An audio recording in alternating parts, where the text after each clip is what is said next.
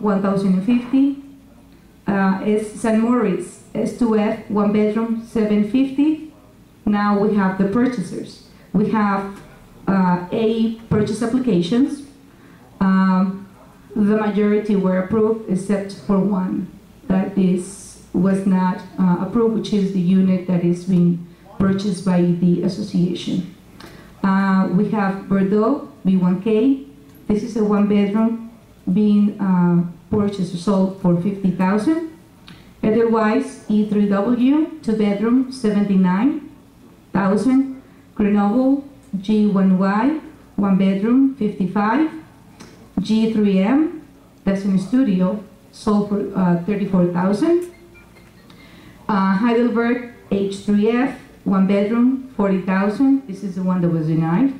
Nottingham N1S 1 bedroom 57. N3K 1 bedroom 50. Yorkshire 3J3V 2 bedroom for 102,500. No, I'm sorry, 102,500. What unit is that? This is Yorkshire Y3V. How many units is that? 2 units, two bedrooms, over 100,000. That's correct. Why? I don't know. That's what you sort of think.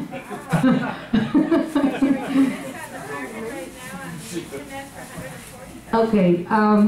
Now the last application, which only were presented with one permanent occupant application, which was approved. And as you already know, there's no numbers, no amount given because they're for the most part relatives. I would like to ask the board if it's possible for me to add as part of the orientation package for the application, a flyer regarding the water conservation program. I think this is very important to present to new purchasers, to new owners. It is important that we guys save money on water. So this is a flyer that I would like to present it on the packages if it's approved tonight. Did you want to put it for a vote, or you like to review it? As many of you will recall, a few years ago, the mayor came out here, Mayor Kaplan, and did a whole spiel about the toilets. I understand that the response to that was not quite what the association would have liked. It was in the number, like in the range of a few dozen, or something like that. Correct? Basically, the city and the county have a program that allows anyone, especially resident owners, I believe, because a tenant doesn't really have the authority to change a toilet, but resident owners have the ability to request a rebate up to $100 per toilet to switch out their toilets for the new water efficient ones. And as you all know, or as many of you know, water and sewer is our biggest line item in the budget, $600,000 this year, last year as well. It's been that for a while. And so in an effort to bring that down, we're trying to let people know through our sales and lease process that this is still available, the $100 rebate is still available, and in most cases it will cover the full price of the toilet. So any of you who want to help us to reduce maintenance, after all, you're paying for it. If you're paying maintenance, you're paying toward that $600,000. It's not really free. Even though you don't get a bill from the water company, you are paying it. So every little bit helps. If any of you have the old toilets, please come to the office or for the flyer, or you can, do we have a few more? I can provide information to you guys. So she can provide the information to you, the number to call, and even provide you with the hookup. Each building has a specific sewer hookup number that the county needs in order to authorize the rebate, and we also have that in the office, correct? That is correct. So please, if you're interested, if you'd like, please leave your name and number and contact information, and Sochi will call you back or just visit the office. And we'll try to facilitate that for you. May I address another topic here, which relates somehow to the sales and lease department. I receive a lot of complaints from unit owners or residents, and every complaint is welcome. I would like to ask you to please put it in writing because I'm taking my job very seriously. And every complaint is being filed on the violators folder, okay? Especially for those who are rentals. We're making sure that those who are not abiding by the rules and regulations, their lease will not be renewed, okay? So I'm gonna ask you if you guys have any complaints, bring it to me on writing, okay? Any questions on the sales and lease department? Actually, Sochi, I'd like to address that as well because I think recently we had a case where there was an owner that came up to me and mentioned that he was aware of one of the units in his building where it was way overoccupied. And so I brought it to Sochi's attention. I believe that it was investigated. That was investigated, and those individuals, the residents, they have to actually leave the community.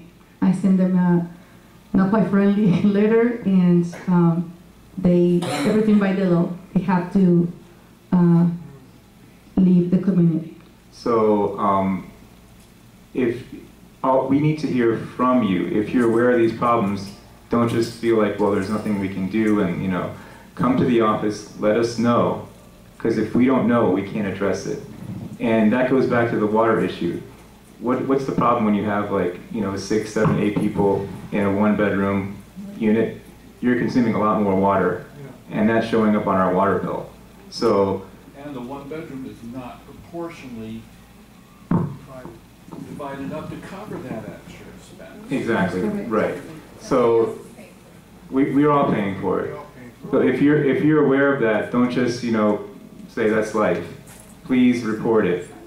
Please put it in writing if you can. If you have the emails, everybody's the office emails are on my blog, villageviewpoints.blogspot.com, or you can call the office. And Sochi, could you give that number so everybody can write it down? The office number. The office number. Oh, 954-484-9106. 484-9106. Please contact the office. Please let us know so that we can follow up and investigate. And because we do have rules and regulations that have to be followed, and among those are unit occupancy, which when tenants were approved, they agreed it would be only this number, and then when people start sneaking extra people, we all pay for that. It creates a problem. When an owner does that. Right. What happens when an owner starts having illegal children? When an owner starts having more children? Yeah. Sochi, can you address that? I mean, the law is applicable for everybody. The law, right? I try to enforce the law for everybody. Everybody's resident of International Village, so there's really no favoritism, at least not in my book. So if I receive a complaint, a written complaint, I'm sorry, the person, whether he's on the board or not, or is an owner, whoever it is, they're gonna receive that friendly letter. And what does that friendly letter say? Well, should I disclose it here? Really? Pretty much that they are in violation of the rules and regulations. I'm sorry? No, it says hit the lower jack. I mean, I have to put in a notice that, that we know that they have unauthorized individuals living in their unit and that they need to abide by the rules and regulations. They have 14 days to make the necessary changes, all right? Or they will be fined by the association, all right? So I'm trying to do my job here, and you guys are my ears and my eyes, okay? You know the story better than I do. You know the details, put it in writing. So What's not written doesn't exist. I have a question for you Sure. and Elwood. I was told, I don't know if this is accurate or not, but I was told a few months back that we have on record like a handful of kids under 18 that are living in the community as renters. I don't know if that's so or not, but if it is, when I see like 30 kids outside, I mean, you got to assume that, you know, more than 80% of them are not here legally. I'm just, if that's inaccurate. You know, first time that I never- actually hear this, if you can send me an email with more details about it, I can discuss this with Elwood. First time that I hear this, I will definitely look into this. Elwood, please. Actually, I believe it was, I'm not certain, but I think Marcio had made mention of that at some point. I don't know if you got that from you or Elwood, or he might have been, I'm not sure. But if that's Probably maybe Elwood will be the best to address this issue, but I'm glad that you brought it to me because Yeah. I will be more careful with, you know, the files. Like I said, every complaint, it is important, okay? Because it's not just about, oh, I learned this, please put it in writing, okay? So I can take charge of this, please. Yes, the kids that lives here in the community, they are residents here. We have most of the kids that come from the school bus, they do live here on the property, most of them. You got a lot of kids from the Heidelberg, Interlochen, Edelweiss, and Grenoble, and Marseille. You have a lot of kids in those buildings, yes, you do. So most of the kids that do come in, they do live here. Right, no, I understand that they live here. My question is, do we actually have them on file? Like, No, do they we have do a not. folder? Are they're living with their parents, but does it just say the parents' names, or do we have any information on them? I was told No, we do not. As a matter of fact, when I came in today, I had spoke to Brittany because it was two parents that came into the office and said that they don't like the fact that we stopping their kids to come into the gate. I said, well, this is a process. We have to stop them to make sure that we know that they live here. So I told Brittany, let's start up with this creative process where we could go ahead and have every kid that live here, let's give them an ID card. Right, and the reason why I even thought that to bring this up is because when you and I had spoken a couple of weeks ago about the break-ins, Right. you had said it was likely a kid. Right. And usually that's the case. I mean, Right. obviously not always, but a crime like that where someone gets scared when someone sees them, it's usually a teenager. Correct. Or a friend of that teenager. Correct. So if we don't have, if there's no information, no file for these kids, I mean, we're very vulnerable in my opinion. Right. That shouldn't be. Right, so that's why when I spoke to Brittany today, I'm going to make sure that I'm going to make it my duty to stop at the gate when the kids come in. I'm going to get their apartment numbers along with their parents' name and everything, so that way the parents can come in and make sure that they get a card for them. So that way I can give it to Sochi or Brittany and they can start the process. So he collects the information at the gate, he gives me an idea.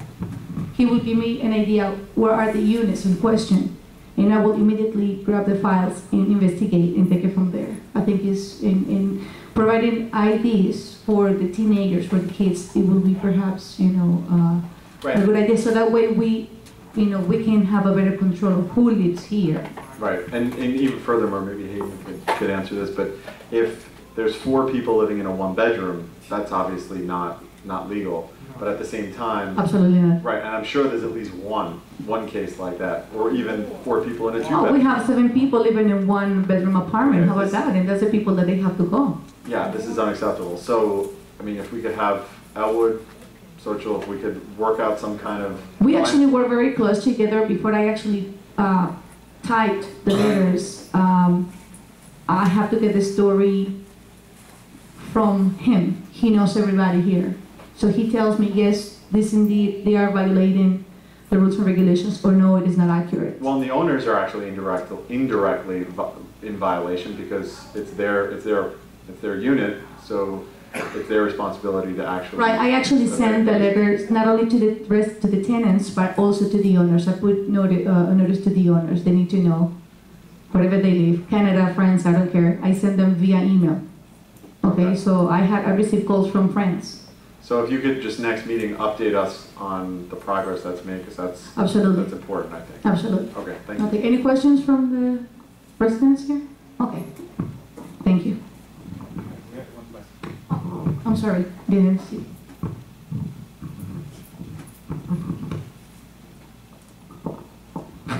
Seems as though the parents of these kids, they have them go to the garbage, and these kids that put the garbage out, they just put them in the room and run off. Yeah. And that's why we find all this garbage on the floor, because the kids They don't put them in where they should go. Right.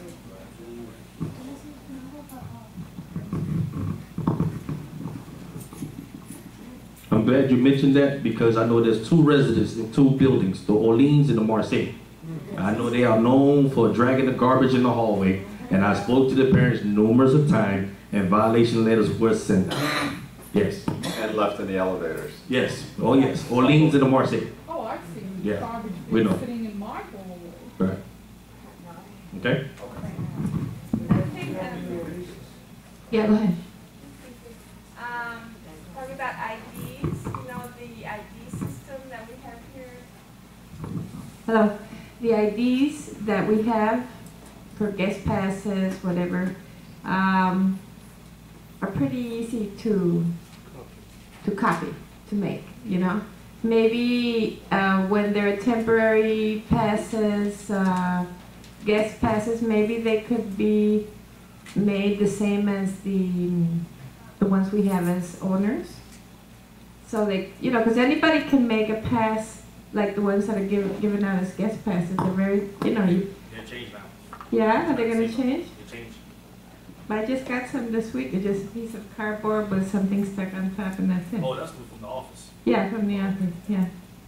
Because, you know, it's quite easy to make that pass. Anybody can make it. Well, the rec road, yeah, it's pretty easy. You know?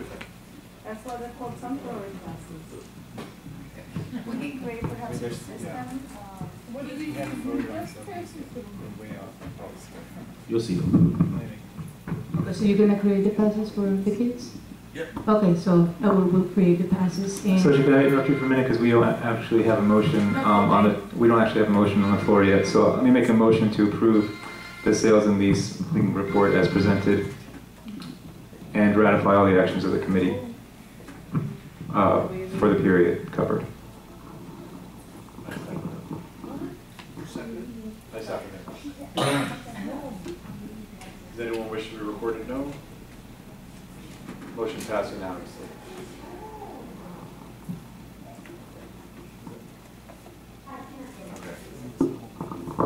Just real quickly because I wanted to address something that these violations, it's very hard, we actually can't technically fine people unless we have a fining committee. Is that correct, under the law? We That's need a fining correct. committee. And right now we don't have a fining committee. So we need volunteers to join our fining committee. Is that, Can I just make it clear on that?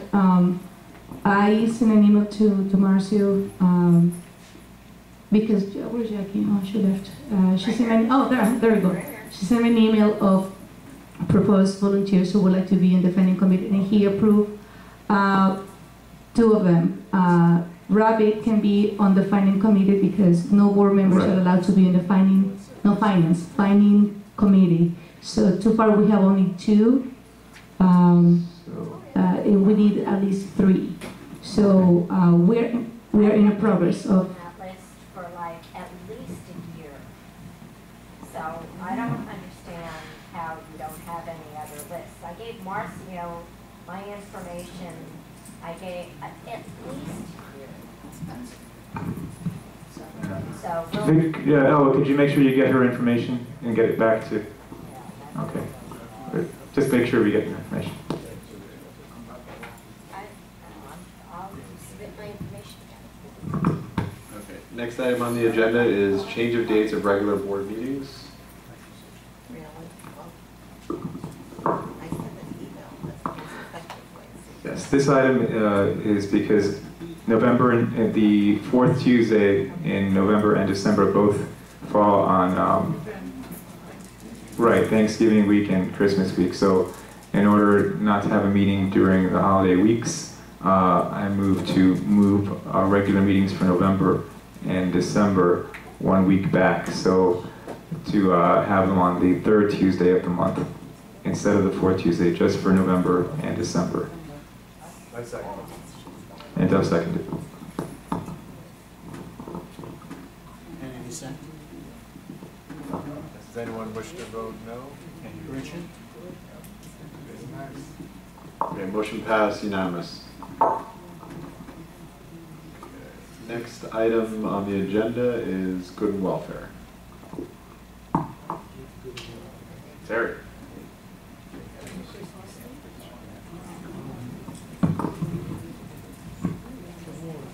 If it's possible, I think for the benefit of those who arrived late or those who will be viewing it on the Village Viewpoints site, it would be good for those people, to their advantage, if you could read the Vice President's message again and the Treasurer's report paragraph. Thank you. Oh, I missed that. I'd like to Just the president. Yeah, the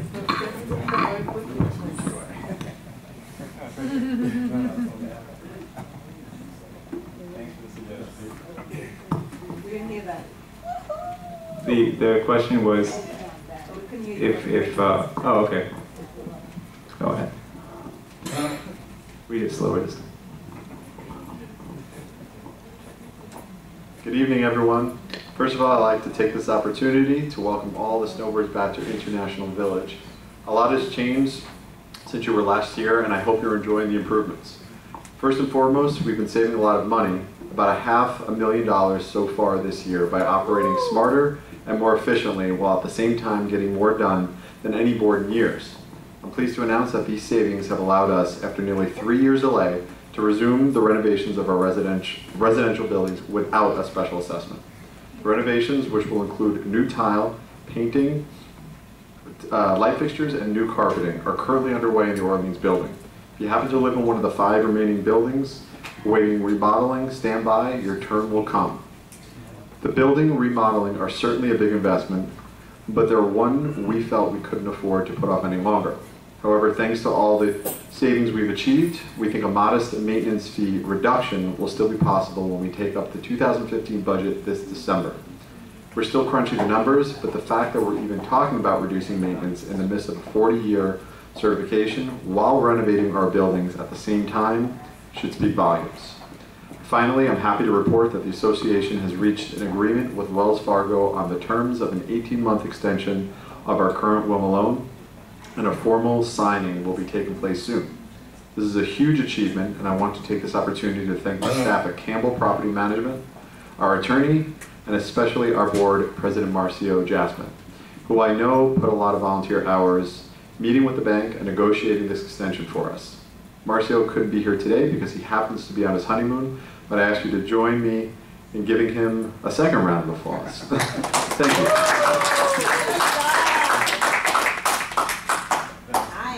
That was definitely worth it, much better. Anybody else for good and welcome? Okay. Mark? What are the terms of that extension? Does the treasurer want to address them? Mark, we actually don't have a formal signing yet. Once we get the formal signing, we will reveal all the terms of the loan. However, we do have a commitment and that the signing will take place very shortly. I have one other question. Yes. 18 months is very good. Why couldn't we get 36 to make a coincidence with all of the payers on a monthly basis? Okay, the reason for that, and you're probably aware of some of the issues as you were negotiating with Wells Fargo a year or so ago, is that they're concerned about the situation with the collections, which, as I mentioned earlier, we have had a problem with Alliance, with the collections. And one of the things that they asked us to do is essentially to bid adieu to Alliance, which we have done. And in an effort to improve the collections and get more aggressive in that department, because Alliance was essentially sitting on a lot of these units and not really doing anything for us. In fact, allowing the situation to get worse and worse. And it's basically because of that issue with the collections and the accounts receivable problem that we had, that they weren't willing right now to make a commitment to take it all the way to basically 4 years to the end of the current. Right. So that will give us more time to work on bringing down those delinquencies and getting more aggressive, and then perhaps at the end of a year we can look ask other banks if they're willing to take the loan at that point, maybe even for a lower interest rate, or even Wells Fargo. But the fact that they're giving us the extension, we think is a pretty strong indication that they're interested in our further business. And to the extent that we can leverage that with other banks and maybe even get a better deal down the line, we think we're pretty confident as we work forward. So thank you for the question. You must have an idea of what the interest rate is going to be for that year and a half. You must have an idea of what they're going to charge you over and above to extend the loan for a year and a half. Do you? It's 4%, is I believe the percentage that we were given. Yeah. For a year and a half. And what are you paying up front for that loan? I don't have the details in front of me, and I will, well, as I said, once we sign, we can reveal those details. But it's a pretty good, we're pretty happy with it. The fact that we're doing the buildings and the fact that we're talking about reducing maintenance should give you an indication that the terms are very satisfactory. Anyone else? No one?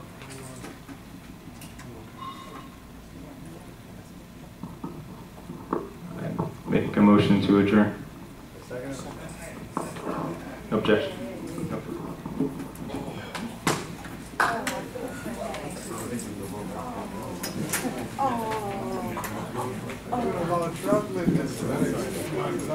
We always do a lot of time. I like to go to work and then I like